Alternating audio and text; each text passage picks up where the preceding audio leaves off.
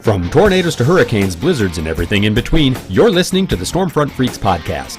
The Stormfront Freaks are former television meteorologist Mark Massaro, atmospheric science graduate and skywarn storm spotter Brady Harris, digital meteorologist and weather producer on the Weather Channel app Dina Knightley, former on-camera meteorologist at the Weather Channel Kim Cunningham, and I'm your announcer and Skywarn Network coordinator Mark Johnson.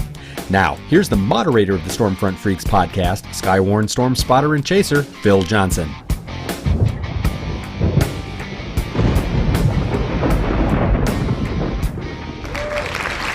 Hey, welcome to the most entertaining weather podcast on your listening and viewing device. This is the Stormfront Freaks podcast.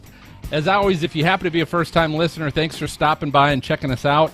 We always encourage you to go to stormfrontfreaks.com, and you can check out our library of all of our previous guests that we've had from the weather industry.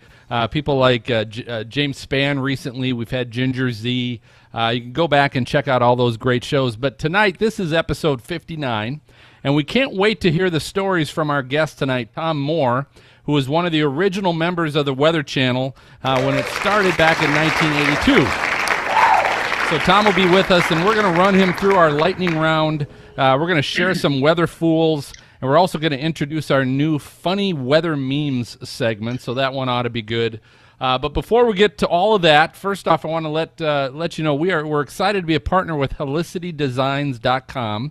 They are the leader in weather-themed clothing and accessories for the storm freak that happens to be in you, because if you're listening to us, you have to be a storm freak. But besides the new Weather Geek Club that they have where you can earn rewards, and their upcoming Storm Crate, which is a Weather Geek subscription box, they also carry an exclusive line of Stormfront Freaks podcast gear, like the What Are You Drinking shirt. It's got the Extreme, who's about to chuck a bottle into a twister. But you can get a 5% discount on your entire order. Anything you get from those guys, you get 5% off when you use the code PODCAST, PODCAST. Use that when you're checking out. You're going to get 5% off everything. You can find that all at HelicityDesigns.com. And every night that we record, it's always happy hour. Sometimes we record a little earlier, sometimes a little later, doesn't matter. But best way to introduce all of our co-hosts is kind of find out what they're drinking as they step up to the bar. So, MJ, what are you drinking tonight? All right. I like to, sometimes I like to change it up. Sometimes I have Old Standard. Today it's an Old Standard Grain Belt Northeast. Oh, my goodness. I'm still shocked they still make beer. See that. Let me see that again. Grain Belt beer. Oh, I've never heard of it in my life. Is that a Minnesota thing? It's a Midwest thing, yeah. Oh, Midwest. Okay, definitely. Cool. Yep. The old saying with Grain Belt was Grain Belt beer comes out here, and then that was. Don't make me laugh. Good. That's right. Don't make you laugh. Well, Kim, what are you drinking tonight? I know you got a little bit of a cough, but I do, but it didn't stop me, and I haven't taken any of the cough medicine yet, so I think I'm okay. But this is just. I miss beer, but this is just raspberry vodka with tonic water. Club soda.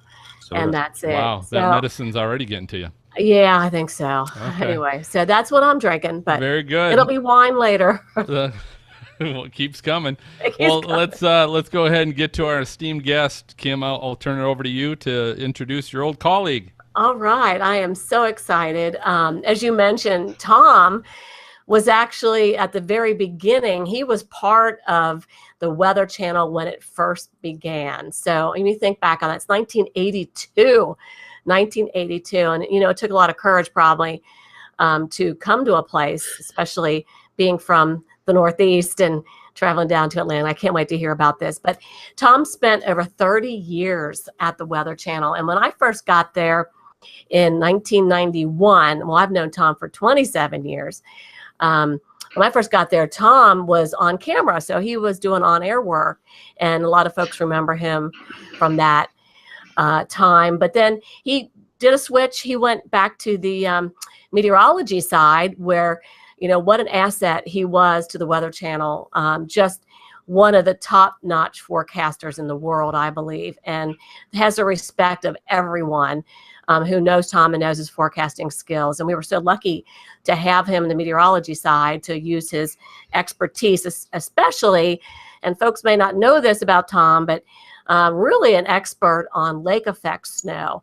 And we always, picked his brain and wanting to know about when lake effect events were happening. And for me, I didn't even know anything about lake effect events until I got to the Weather Channel. So what a great asset.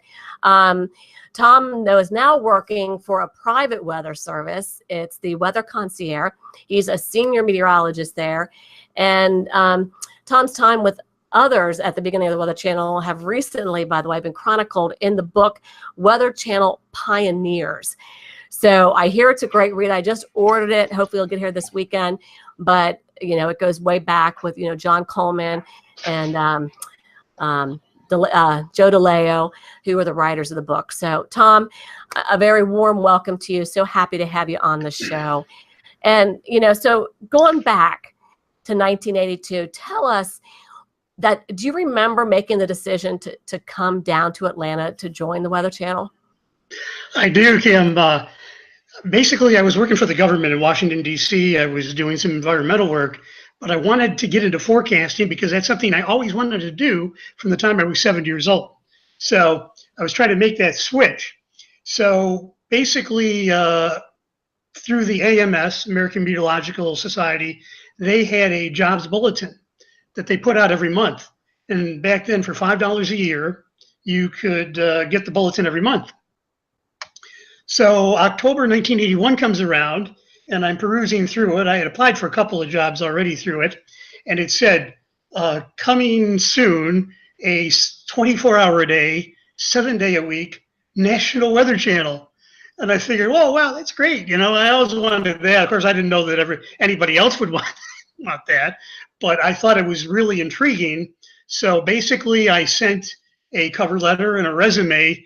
And in the cover letter, I couldn't get down on my knees and beg, but I typed it up and I begged, please, please, please hire me. I'll do anything. I'll mop the floor. I'll do anything. But anyway, to make a long story short, they did a lot of interviews over the phone. They didn't have enough money or the funds to bring people in. So I was called in early January 1982. And basically, they did a little quick interview, and they called me back, and they offered me the job. So here I am in Atlanta, or in Washington, D.C. area. I had lived there for about 6 years, and I had to make a quick decision. Do I stay or do I go, or do I go or do I stay, basically. So to make a long story short again, I decided I had to try this forecasting stuff. I had to take that chance, move ahead, and roll the dice, so to speak, and pack up my stuff and move to a strange place. And the South was different in those days. Moving from the North to the South was a big deal, right? I never thought I'd live in the Southern United States. Right. So anyway, in late February, right at the end of the month, packed up the stuff, moved to the Atlanta area, and went to work starting March 1st, 1982. And then we practiced and, got acclimated, and on May 2nd, 1982, that is the day that the Weather Channel cable network launched. So Tom, did you come down initially to be on camera, or did you immediately go on camera, or were you behind the scenes at all at the beginning? Oh yes, I wasn't on camera to begin with. I had done some of that a little bit in college for a local cable TV station, so I had dabbled in it. I had a little bit of experience with it, but I started out at the bottom, calling up radars and whatever the lowest rung on the ladder did. But I got promoted pretty incrementally, partially because I tried to work as hard as I could, 6-7 days a week sometimes. I put the pedal to the metal, so to speak. Plus, some people came and went because at a startup, it's not for everybody. So I was able to incrementally move up. And at the same time, you mentioned John Coleman, right? He was an icon. He was on Good Morning America. And he was also the founder and president of the Weather Channel. It was John's vision that any meteorologist could be on camera because that was the ultimate thing to be, So he had a studio set up so that the meteorologists could practice on air skills and with all of the graphics, that you load, and as primitive as it was in those days. And so I think at least 3 times a week, I went to the Weather Channel on my own time in the evenings, and so did some other people. And we practiced and practiced. And eventually it turned into an intern program, which I think you ended up in way down the line. It was more developed by the time you got to it. Yeah. But so I began to fill in on the air after about a year. And within a couple of years after that, there was a female meteorologist who is one of the icons of weather, Karen Minton. She's still on WSB in Atlanta. Doing fabulous. The mere fact that she is a woman in TV weather, that with that much experience, we'll put it that way, is amazing, because that would never have happened in the 1980s. It's another book, so I'll get away from it. But she left, and Ray Ban, who was the head of our meteorology department, decided to put me. I'm going to put you on the air starting tomorrow. How about that? And I go, oh, starting tomorrow. Yeah, starting tomorrow. So I go, okay, well, I guess so. So basically, I did. I was thrown into the fire in 1986, and that's when I started doing every day on-camera work for the Weather Channel. So, Tom, what were some of the, back then, what were some of the new, without getting too technical, but what was some of the new technology that maybe you guys had access to back when you were getting started, or maybe you didn't, but, what were some of the new things back then that you guys were getting involved in? Well, it was kind of a mixture. There was the modern technology, and what there was of it, we had. And then there was not so modern technology that we had to basically. And you had that too. Duct tape and all that. But our graphics system was state of the art. There was a color graphics machine, and we actually had artists. Because now they have weather producers where they produce the weather, do the graphics, and they're meteorologists. But we actually had professional artists draw all of the maps and all that kind of thing, and the background stuff. And they had the advanced color graphics at the time. There was also a loading mechanism called a Quantel machine, and it was kind of like the old, I don't know, some people might remember the old slide projectors. You put the slides in and you move it ahead, 1, 1, 1. Well, we were able to do that, put computer graphics and load them in and do a complete show with a click or a button, and we could move them ahead. So I guess that was modern for the time. However, you see satellite pictures now, right? They're going in motion. Well, back then, we got one about every 15 minutes that came in clanging on a machine, and we'd have to take a picture of it, load it into the Quantel, and once we got 6 or 7 of them, we could move it ahead, and it looked like the satellite picture was in motion. Like a loop.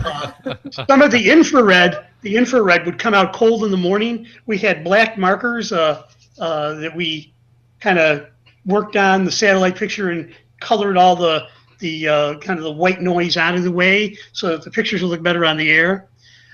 When a tornado watch or a severe thunderstorm watch came out, we had construction paper and an X-Acto knife. And we cut those out in triangles, how they are for the watches. We were able to shoot them and load them into the Quantel, and then you could superimpose severe thunderstorm watch till 8 p.m. on them. And I think I still have a couple of little lines in my fingers from the 1980s from the X-Acto knives. So it was a combination of the old and the new. It was caveman meets, the primitive space program. The low tech and high tech. Wow. Well, on that note, Tom, you were telling me earlier, tell us about the very first lunar eclipse that the Weather Channel showed live. Well, that goes along with the tech, I think. Right, and here's the, how about here? Shameless plug. Here's the Weather Channel Pioneers book, which Kim told Joe DeLeo, the late John Coleman wrote it. I did contribute to it. I have something in there as well, and you can get it on Amazon. So if you're interested in the early days of the Weather Channel, the book is available. Now, as to your question, we wanted to go live, and we used to bug the management. Hey, can we do a live shot? We didn't know what that was. No stations are really doing it, but we wanted to get out there and do it. So we didn't have the budget for it, so we made something up. Basically, there was a lunar eclipse in December of 1983. It was going to occur, I don't know, between 11 and midnight, if I remember, somewhere in there. So the technical director had to climb up to the roof. We were on the second floor of this building, climb up to the roof on this ladder, and somebody had a telescope, so we had that set up. And it was around 8 o'clock. He climbs up to the roof, and he sees the moon. It was full moon, and takes the telescope and aims it at the moon. And he leaves it, and he comes climbing down the stairs. And okay, so we'll fast forward to about 11 o'clock, 11:30, and the on-air, who was ever doing, I don't even remember who was doing the show, but we usually had 2 on-camera people during the hour. He said, first ever live shot for the Weather Channel. Let's go to the lunar eclipse. Well, nobody was minding the store. The moon's moved. Gone. It's moved. It was total black. So it was utter horror. So the director quickly gets in and climbs up the stairs and gets onto the roof, and he's moving the telescope around to try to find the moon. Well, we were near an interstate highway 285, and there was a gas station, and gas stations near the interstates have these, they're very tall, you can read them from the highway. Well, there was a Gulf station on the next corner about a half a mile down, and it was big orange with a Gulf sign. I wrote an article about this a couple of years ago, but anyway, so he's harried, so he turns around and he focuses on the Gulf sign. Well, back in the we call it the Met Lab at the time, the Forecast Center, we had a wisecracking meteorologist who was our lead, Al Lipson. He was always trying to make us laugh. And he stares at the TV monitor that we had. And he goes, look, he goes, there's a Gulf station on the moon. So everybody just broke up laughing, and it was so that's that. It didn't quite work out the way that we wanted it to. Oh my gosh. Well, early Weather Channel TV. Oh, it's so awesome. Do you remember, I imagine, were you there the first day it went live? Were you actually on the air that day too? Well, yeah, I was behind the scenes. There's an iconic picture. It's in the book. I won't find it now, but of a group of meteorologists with John Coleman, and they kind of pressed the button to go on the air. There was a big show, trade cable show going on in Las Vegas, so the real launch was there. So they were going back and forth between the show in Las Vegas and the Weather Channel. I am a part of that group. If I would have known that would have been an iconic picture, I would have come to the front of the group. I'm missing. I'm in the back. You can't see me. Every time I stare at that picture, it's like I'm in that picture, but you can't see me. But yes, I was there. The whole staff was there. It was about 8 or 8:30 in the evening, the first show, and Andre Bernier and Bruce Edwards were the 2 on-camera meteorologists for all you trivia buffs of who did the first show. And as Bruce said, this is the never-ending weatherathon or telethon, and I guess it is still that way. And what back then, Tom, was it actual 24/7? Somebody, or did they have like the taper show at 2 in the morning, or was it live 24/7? Actually, it wasn't. Okay. For the first 6 months, the Weather Channel had paid for a satellite feed, but on the same satellite, there was some movie channel, and it's obscure. It wasn't like HBO or anything. It was some movie channel that had it for 2 hours a night. So we had a forecast star, which we had messages on, which on your local forecast you could get it. So basically, if you had the Weather Channel, we had meteorologists typing information on the star for those 2 hours during when we went blacked out, and then we got the 2 hours back after the first year, I believe. Mm-hmm. And then about a year after that, the maintenance crew was saying, we just have so much to do. We just can't be on 24 hours a day because we'd like at least some time to get things situated, so things don't go wrong. So we actually went from a 24-hour a day to 22 hours a day. And what happened is at 2 in the morning, and I think this is probably what you remember, Kim, we would tape the 2 o'clock show. We would do satellite look-aheads and all that, but we didn't do any current information. And that show, which only one person did, so only one person had to stay for that. So they didn't have 2 people staying until 3 in the morning. That show was played again the following 2 hours. Right. So Yeah. so that was like, who was doing the taper tonight? So you could do the. I got stuck with the taper when I first started on Me for a while. too, Yeah, Tom. raise your hand. Yeah. Well, it was when you were in the apprentice program, that's where they put you. It's like when they don't want to put you during the prime time when you're kind of new and practicing. So they would stick you on the taper show. And I worked with Dave Schwartz a lot at 2:00 in the morning. So another rest in peace. Well, I know Dave was great.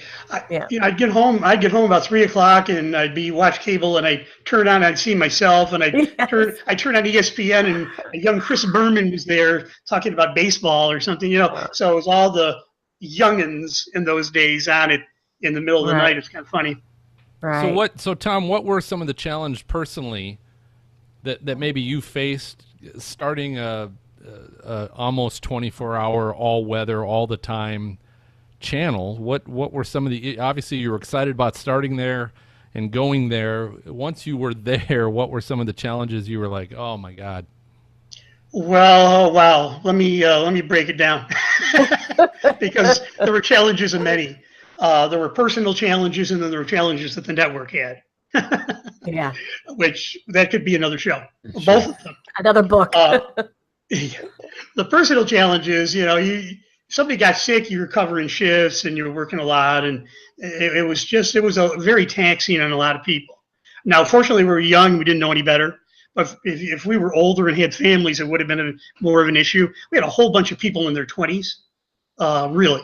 We hardly had anybody over 40 in the whole darn network. So maybe that was a big advantage at the time for what we had, because you got these eager beavers wanting to work. But we would have technical problems, Quantel down. We'd have to go to emergency modes.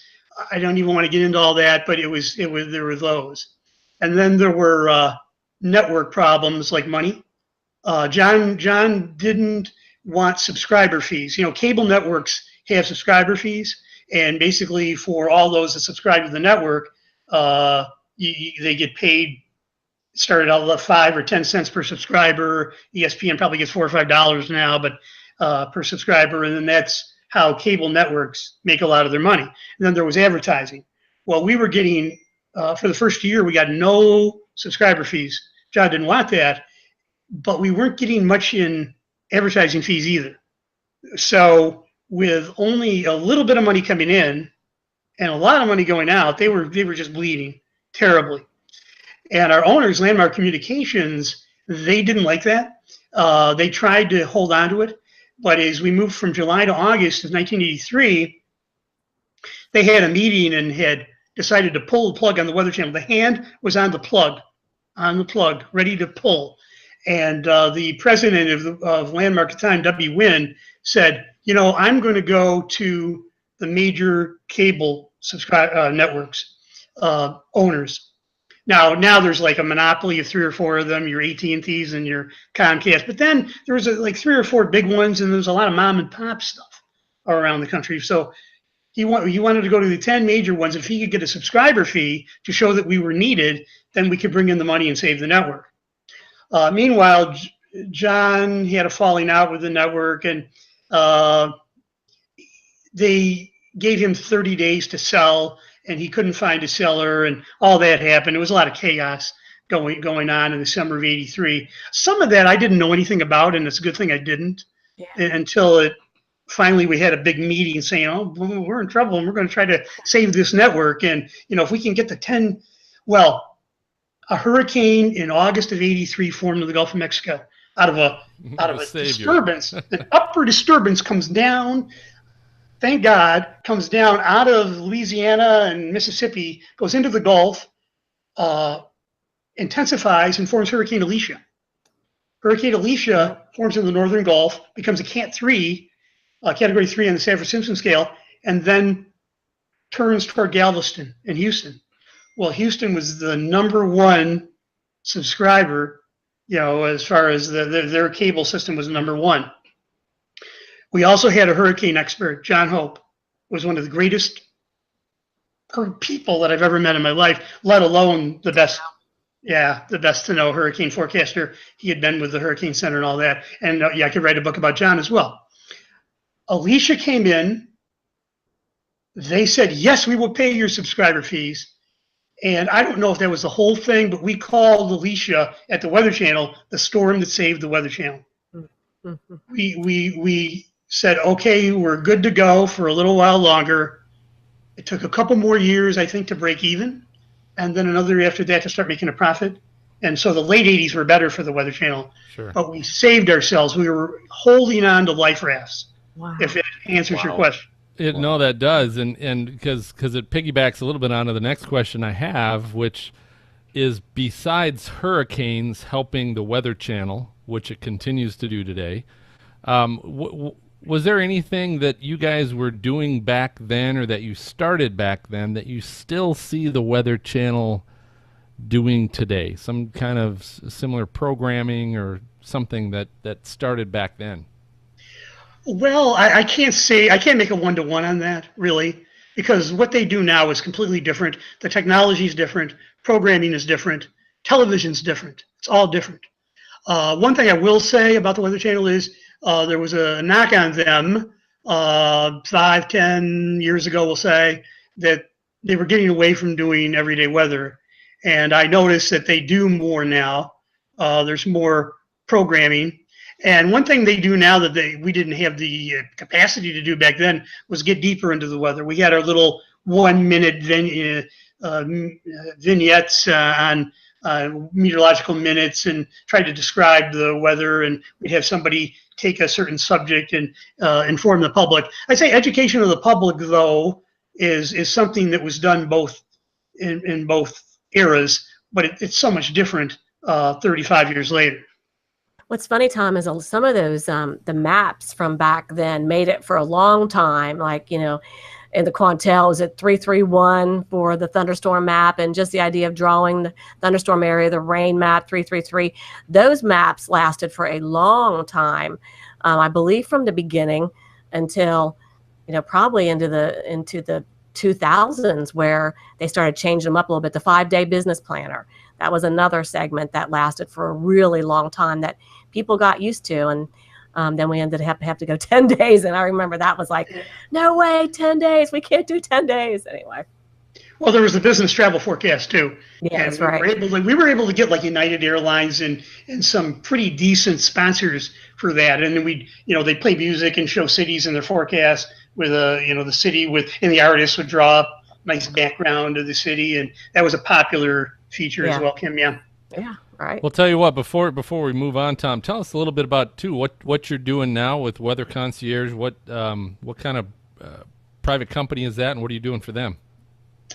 Okay, well, over the past few months, there's been a group of people that have really put a lot of work into it. There were three entities of private businesses that have melded together. There was the New York, New Jersey, Pennsylvania weather with Steve DiMartino. There was Henry Margusti with the Weather Madness, and then there was also My Weather Concierge, and Jason has that. So three of them all came together and forming one company. And this is a company that will be slated to go nationwide. We're going to have unique subscribers. We'll also connect to the public through private companies, forecasting for transportation entities, etc., schools, that type of thing. So there's a long-term business plan being set up for it. Trying to get away from, it's just one computer forecast that says 30% chance of thunderstorms this afternoon, 60% chance tonight. We want to get more in depth into that. We want to have a personal touch to that, to have your own private meteorologist that can get in a little bit more in depth with the forecast. When is the storm going to come? How long is it going to last? Are there going to be any more during the day? What are the temperature differences going to be? Is there going to be any radical changes? A high temperature of 85 could occur at 11 in the morning. So, you know what I mean? So. Yeah. There's a lot that goes on with that, and I think that's going to be significant. I'm not really a major part of the launch with this. I'm working for them.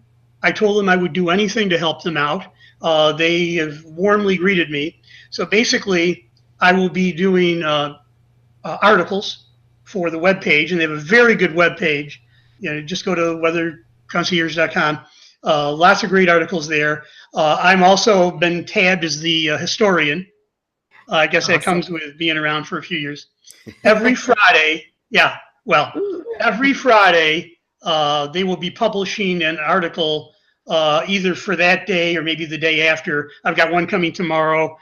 You might want to check it out. It has to do with the last island hurricane of 1856 in Louisiana that changed a way of life and changed an island forever. And I talked about the Louisiana aristocracy and that the winds of war were in the air, but this wind was a precursor to all of that. It wiped out the island, damaged their aristocracy. And anyway, it's a very interesting story. Unfortunately, 200 people out of 400 who were on the island perished in it because it was a Category 4, and they had no clue, and they were just hanging on to stuff for dear life. But anyway, last week I talked about a tornado that was up to an F3 that hit Philadelphia in 1885.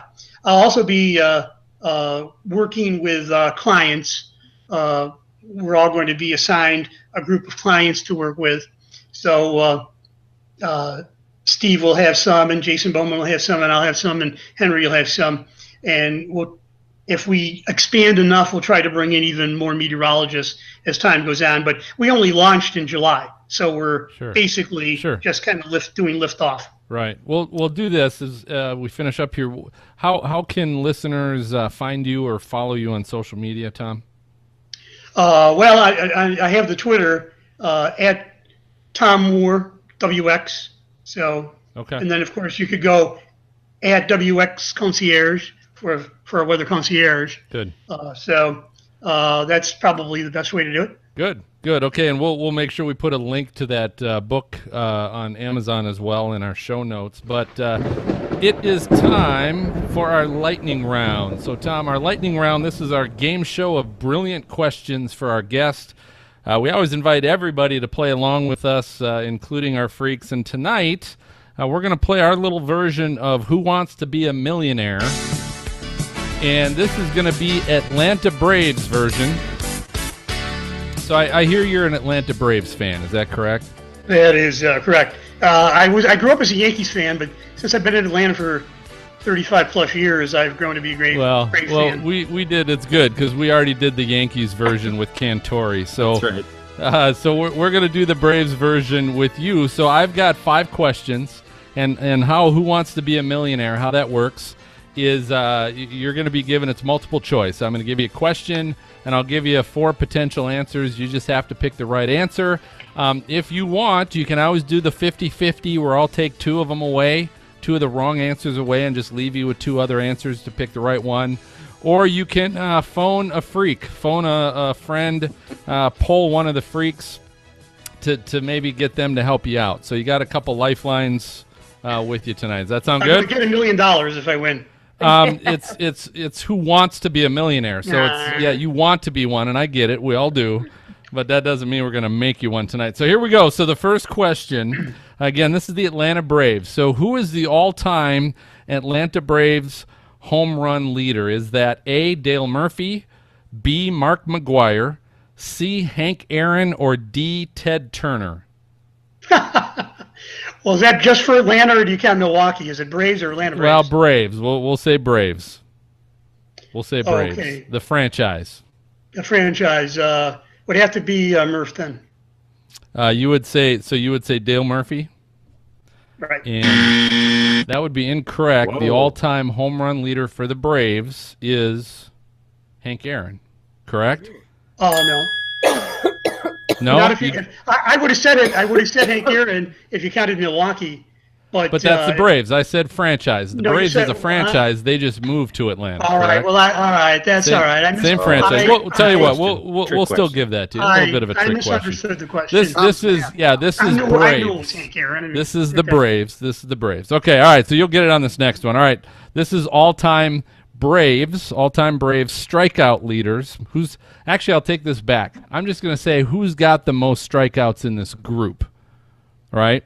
Is it A, John Smoltz, B, Tom Glavine, C, Greg Maddux, or D, Roger Clemens? Which Brave has the most strikeouts in that group? Brave. Well, that's Brave. Smoltz. That would be Smoltz. You're correct, John Smoltz. All right. Third question. Brave with the most stolen bases. So we're getting into some obscure stats. Most stolen bases is either A, Rafael Furcal, B, Herman Long, C, Billy Hamilton, or D, Ricky Henderson. Wow. Well, it'd have to be Rafi then if it's a Brave. You think it's Rafi? That would be incorrect. Long? It is Herman Long. It is correct. Herman Long. All right, I've never heard of Herman Long.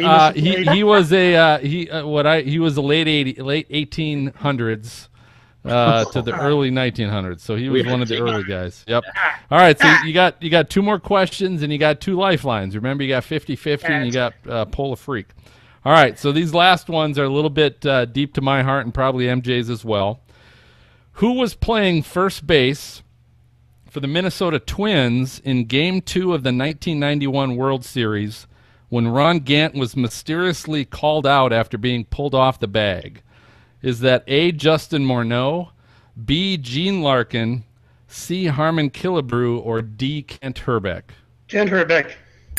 Ooh, Very got good. it. All right, That was Tom. Kent Herbeck. All He right. was not pulled off the bag. Sorry. He's pushed off the bag. Impressive. It was amazing. Anyway, all right, last question, Tom. You're on a roll. This, again, relates to the 91 World Series. What were the combined innings pitched of both John Smoltz and Jack Morris in Game 7 of that historic 91 World Series? Was it 17 and a third innings between the two of them?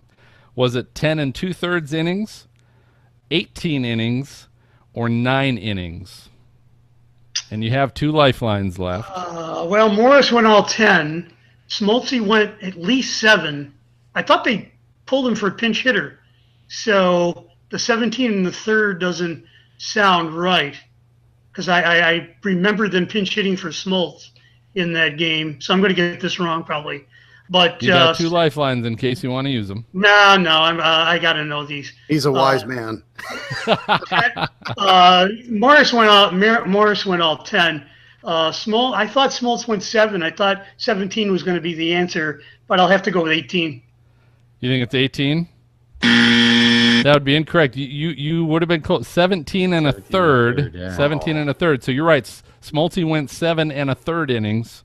Really? Yep. So it would have been. I thought they pinch hit for him, but I was wrong. Okay. Would have been 17 and a third. So good job. You certainly know your Braves on that. Oh, yeah. So good work. All right. Well, appreciate you playing along with us, Tom. That's always kind of fun to do that. And like I said, we had Jim Cantori on, and we did some Yankees trivia with him as well. And you guys both know your baseball.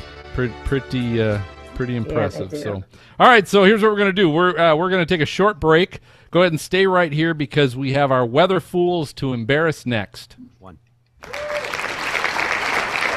All right. Welcome back. Hey, time now for, well, we know it's at least Brady's favorite segment, but it's a favorite segment of most people out there. It's our Weather Fools segment when people are doing some things that maybe they shouldn't have been doing or shouldn't have been saying about weather. So to kick things off, Kim, what do you have for us tonight? Okay, well, we're going to go across the pond. And, as an on-camera meteorologist, I can't tell you how many times we've said, you don't cross a flooded roadway because you don't know how deep it is, right? There are many reasons why, but that's one of the reasons. You don't know what's underneath that water and how deep it is. Well, this is a video of maybe a minicab or an Uber driver driving through. Oops. Did you guys hear that music? No. Okay, good. All right. So this driver is going through the water and driving through it, and all of a sudden it must dip down or go downhill, the water or the road, and then the water's just piled up, and the car or the van just goes right into it and just sinks because it's way up to the top of the bottom of the windows. So just a reminder, you don't know how deep the water is. Don't test it. Don't drive through it. This is just a reminder with all the flooding we've been seeing too. And that's all I have. And if you see somebody creating a wake with their car, Yeah. That's a good First of all, point. tell him stop, and second of all, Right. send a picture to us. All right. Right. I mean, because he was going right, he was going along just fine. All of a sudden, it went downhill, and then the water was high, and it just was a mess. But anyway, So you're going to have the video for that, right? I will have the video. Yes. Okay, Did you awesome. guys not? Oh, you didn't see it. Okay. Oh, yeah. I forgot. We're doing those again, aren't we? We're showing That's it. okay. That's okay. Yeah. Okay. Cool. So you can check those out on episode 59, stormfrontfreaks.com show notes area. You'll be able to see all the information, and that's good stuff. All right. So, Phil, you don't have one. You got two tonight?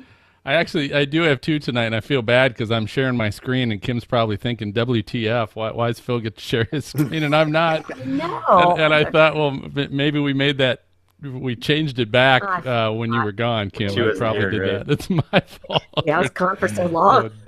God darn it, Phil gets to show his screen, and I don't. He was the one that told us not to. I was Anyway. afraid I was going to mess it up. Okay. So I've got two weather fools. They both are thanks to Twitter tonight, and they both kind of relate to the same thing. One that I'm showing now is from the National Weather Service in Tallahassee, at NWS Tallahassee. Anyway, it says, watching folks hiding out under canopy tents during a thunderstorm. This is not how you ride out a thunderstorm. When thunder roars, go indoors. And it was just, you can see highlighted in the picture, they even circled. It's showing the beach, and you can tell it's a torrential downpour on the beach. But of course, there's a couple beach umbrellas up, and there's some people, riding out the storm under a beach umbrella on the beach. So ridiculous one there. And then the second one I have to share actually comes to us from a baseball game, Tom. This is from the Washington Nationals park, and they're playing a baseball game. And in the background, you see a nice bolt of lightning that will pop up. And of course, there's people still hanging out in the stands, and the game is still going on. You can see the scoreboard showing who's coming up to bat. There's people watching the game, and there's lightning that close is ridiculous. And I'll tell you what, Major League Baseball has come under a lot of heat, especially in the meteorological community, but for really having pretty piss poor policies when it comes to weather. I don't know why they always seem to be the ones having games when there's lightning involved or hail involved, but definitely weather fools, lightning weather fools. Mm-hmm. And in this day and age, I'm like, seriously, we have the technology. Come on.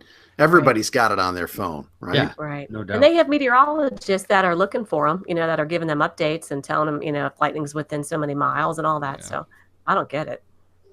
In college football, they send everybody out of their seats. They're very diligent about it. I know the NCAA is. In MLB, I don't know. They definitely should suspend play, and people should move away back and get away from metallic objects. There are things that, because you can tell people to leave, you can tell them to, hey, there's bad weather and leave.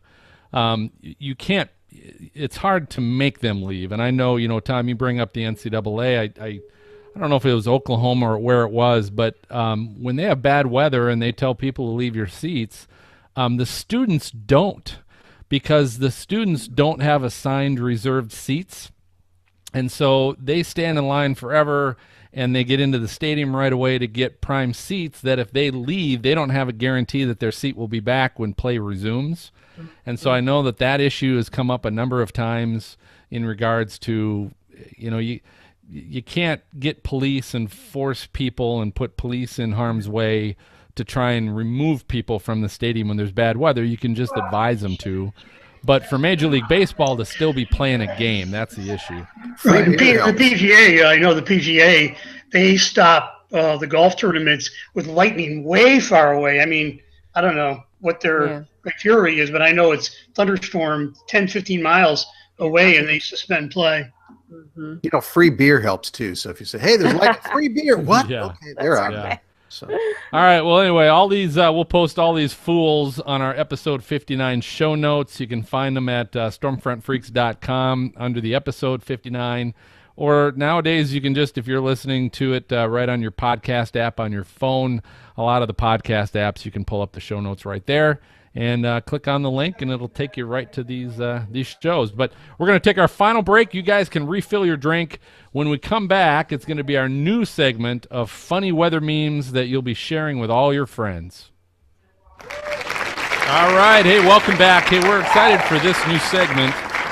For right now, we're going to call it Funny Weather Memes until we can come up with a better name or until we get a sponsor that can maybe sponsor it. But we just thought what a great way to show some funny things for those of you that might be watching us. And even if you're listening, these are things you can check out later as well. But some good old funny weather memes that we might see that might relate to the weather as it is today, might relate to weather at another time, but something that might make us giggle a little bit. I'll start with Maz.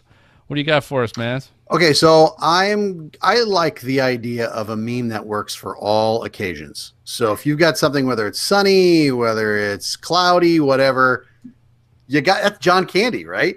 Good old, it is. Great. And you can almost hear his voice. Sorry, folks, the outdoors are closed Yeah, today. yeah, So- absolutely. And you can Holy use world. sunny, hot, too cold, too rainy, whatever it is, it works perfectly. So And what does it Nice. say? sorry, folks, the outdoors are closed today. And he's got it. Looks like in stripes. But he was in another movie too, I think, where he was doing that. It was like The Great Outdoors or something. Yeah, that sounds right. Oh, It anyway, was.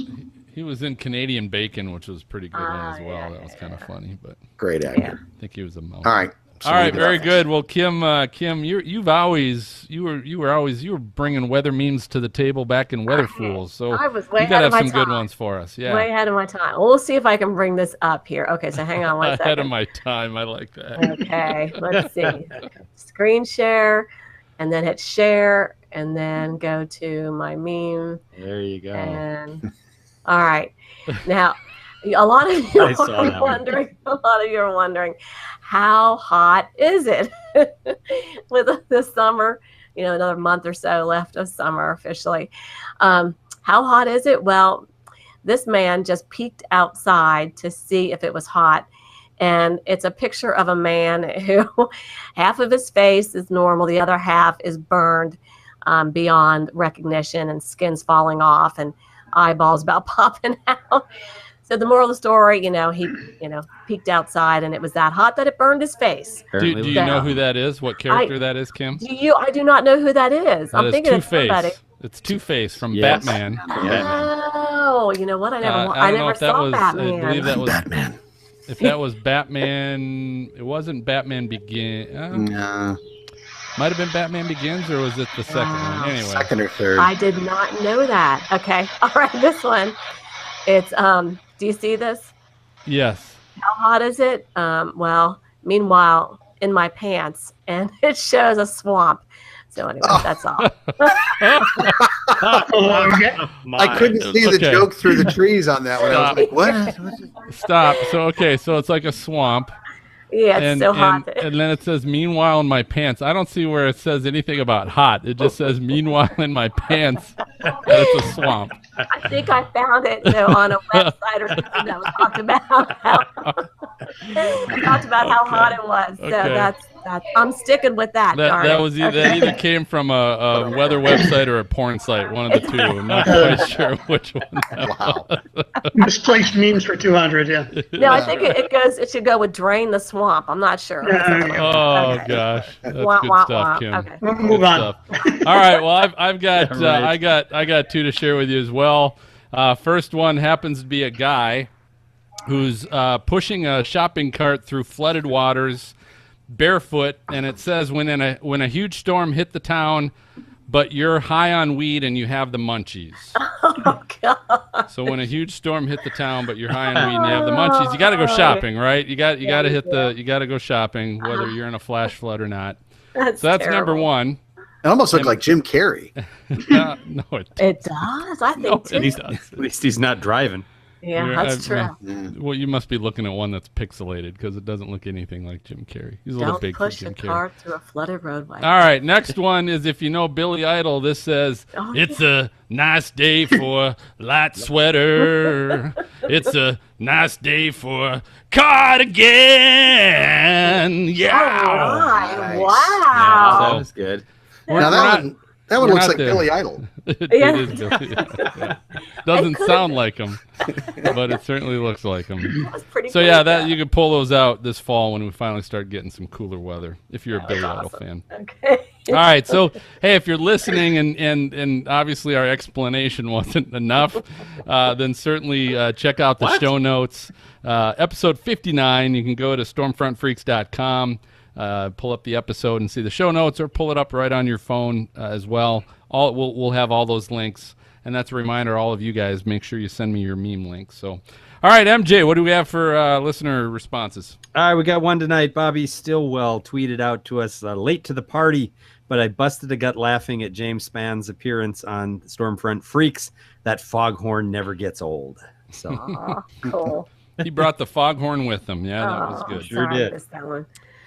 Well, all right. Well, hey, that about does it for this episode of Stormfront Freaks podcast. Thanks for listening or watching, if that's your choice. Before I reveal our next guest, if you do enjoy the show, please do us a favor. We don't ask a lot, but if you would, leave a great review on your podcast app for us. And don't forget to subscribe to the show by hitting your podcast app subscribe button. All that does, it's just like a magazine newspaper subscription. It assures the latest show gets delivered right to your podcast inbox so that you can listen the moment that we release it. Because it typically comes out on Sunday after we record. But the time of day, you never know, so you'll get it right away. Hey, special thanks to our guest tonight, Tom Moore. Awesome. Tom, thanks for coming by. Thank you. And our next episode in 2 weeks, we're going to record. We'll start recording part 2 of our Women in Chasing series on August 23rd. It's going to be with atmospheric scientist on the Vortex projects, Karen Kasiba. Will be joining us in 2 weeks. So we're excited about having Karen. If you'd like to watch the recording live at 9 p.m. Eastern, 8 p.m. Central, check us out on our YouTube channel. Just go to YouTube, search Stormfront Freaks. So for MJ, Maz, Kim, and Tom, I'm going to go ahead and signal the all clear, and we'll catch you guys next time. Good night, everybody. Night. Thanks, Tom. Thanks, Tom. Thank you. Awesome. Thanks, Tom. Awesome. Thank you for listening to the Stormfront Freaks podcast. Find our bi-weekly show on Apple Podcasts, Google Play, Spotify, or your favorite podcast app. Watch our shows on YouTube and Oklahoma Weather Tracker TV. For show notes, additional information about this episode, as well as past and upcoming shows, videos, photos, merchandise, and more, visit our website at stormfrontfreaks.com. While you're there, check out our live interactive storm chaser radar provided by our friends at zoomradar.com. If you would like to contact us with questions or make comments about the show, shoot us an email to questions@stormfrontfreaks.com or follow us on Twitter or Facebook. Search for Stormfront Freaks. We'd love to hear from you. Join us next time and tell a friend about the Stormfront Freaks podcast.